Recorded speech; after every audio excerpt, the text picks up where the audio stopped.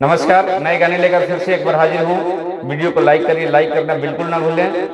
अगर आप मेरे चैनल पर नए हैं तो चैनल को सब्सक्राइब जरूर करिए, बेल आइकन को प्रेस करिए और पर क्लिक करिए ताकि हर वीडियो सबसे पहले आपके पास पहुंचे। जो भी अपलोड करूं कमेंट करके बताएं कैसा लगा आपको। आइए, एक औरत अपने पति से रात की बात कहते हैं, क्या कहती है। रतिया तूर दिहल पलंग के पलाई राजा जी, रतिया तूर दिहल पलंग के पलाई राजा जी, कमरिया लोहे लोहे बोथे तनी दबाई राजा जी, कमरिया लोहे लोहे बोथे तनी दबाई राजा जी, कमरिया लोहे लोहे बोथे।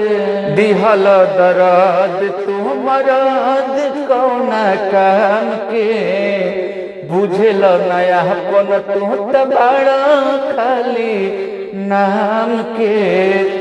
रतिया बनी गईल तू तो हरा जाइए राजा जी, रतिया बनी गईल तू हर जाइए राजा जी, कमरिया लोहे लोहे बोथे तनी दबाइए राजा जी, कमरिया लोहे लोहे बोथे।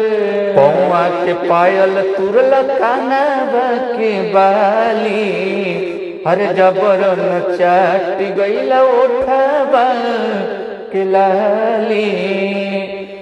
अब तनी को नरवा सारा माई राजा जी, अब तनी को नरवा सारा माई राजा जी, कमरिया लोहे लोहे बोथे तनी दबाई राजा जी, कमरिया लोहे लोहे बोथे।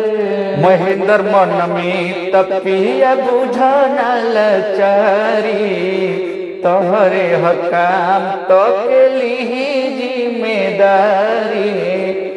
हमके मीठी मीठी बोलिया में ना बोलाई राजा जी, हमके मीठी मीठी बोलिया में ना बोलाई राजा जी, कमरिया लोहे लोहे बोथे तनी दबाई राजा जी, रतिया तुर दिहनी पलंग के पलाई राजा जी, रतिया तुर दिहनी पलंग के पलाई राजा जी, कमरिया लोहे लोहे बोथे तनी दबाई राजा जी, कमरिया लोहे लोहे बोथे।